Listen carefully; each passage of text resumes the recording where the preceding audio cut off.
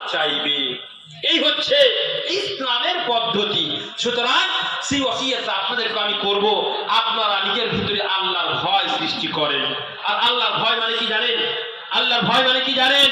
আল্লাহর ভয় মানে হচ্ছে আত-তাকওয়া আন তাজআলা বাইনাকা ওয়া বাইনা মাহারিমিল্লাহি বিকায়া।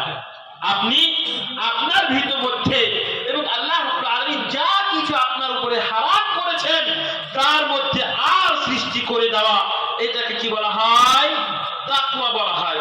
যেমন যে আপনারা পর্দা লাগিয়েছেন, দেখছেন প্যান্ডেলে চারিদিকে পর্দা আছে। উদাহরণ দেখেন একটা, এই পর্দাটা বাইরে যদি কোনো গুনার জিনিস থাকে, মনে করেন ওই পাশে মদ আছে, একটা উদাহরণ দিচ্ছি আপনাকে, মদ আছে মনে করেন, আপনি যদি মনে করেন যে আমি মদ খাবো, তাহলে আপনি এক ঘোষা দিলেই ওই মদের কাছে চলে যেতে পারবেন, তাই না? যেতে পারবেন। কিন্তু এই পর্দাটা যদি কাপড়ের না হয়ে একটা কংক্রিটের দেওয়াল হতো, আর আপনি মনে করতেন যে আমি এক ঘোষা মেরে ওই সাইডে চলে যাব, যেতে পারবেন? আপনি যেতে পারবেন না। তো আপনার ভিতরে আল্লাহর ভয় ওই কংক্রিটের দেওয়ালের মতো হতে হবে, যার মাধ্যমে যতই কিছু ভালো জিনিস থাক না কেন ওই পারে, সেই বস্তুটা যদি হারাম হয় তাহলে সেটাকে যেন আপনি না নিতে পারেন। আপনার ভিতরে আল্লাহর ভয়, আপনার তাকওয়া, আপনার ঈমান আপনাকে সেখান থেকে বিরত রাখবে। এইরকম ঈমান যদি আপনার ভিতরে থাকে, তবে আপনি মুত্তাকি, তবে আপনি পরহেজগার, তবে আপনি আল্লাহর প্রিয় বান্দা। আরো একটা কথা শুনেন, আল্লাহ তাআলা আমাকে, আপনাকে, কাউকে এই দায়িত্ব দেননি যে আমাদেরকে সকলকে জান্নাতে নিয়ে যেতে হবে। কি দায়িত্ব দিয়েছেন? আর আম্বিয়া কিরামদেরকে তো এই দায়িত্ব দেননি আল্লাহ তাআলা। আল্লাহ তাআলা বলছেন, ইয়া আইয়ুহার রাসূল বাল্লিগ মা উনজিলা ইলাইকা মির রাব্বিক। হে নবী, আপনি আপনার উপরে যা কিছু অবতীর্ণ করা হয়েছে সেটাকে আপনি মানুষকে পৌঁছে দেন। এই যে আমি কোরআনের কথা আপনাদেরকে বলছি, হাদিসের কথা বলছি, এই দায়িত্বটা আম্বিয়া কিরামদের দায়িত্ব। এই দায়িত্বটা উলামায়ে কিরামেরা পালন করছেন, আলহামদুলিল্লাহ। উলামায়ে কিরামেরা ওয়ারিস, আমরা হচ্ছে নবী সাল্লাল্লাহু আলাইহি ওয়াসাল্লামের জ্ঞানের, ইলমের ওয়ারিস। সেই কথাটাকে আমরা আপনাদেরকে পৌঁছে দিচ্ছি। কিন্তু জান্নাতে নিয়ে যাওয়ার দায়িত্ব আমার না। জান্নাতে কে নিয়ে যাবে আপনাকে? আল্লাহ তাআলা আপনাকে জান্নাত দিবে যদি আল্লাহ তাআলা চান তবে। সুতরাং এখানে আপনারা যারা উপস্থিত আছেন, আপনারা শুধুমাত্র নিজের দায়িত্ব নেন। ভালো করে শুনেন, আপনারা যারা এখানে উপস্থিত আছেন, আপনারা শুধুমাত্র নিজের দায়িত্ব নেন।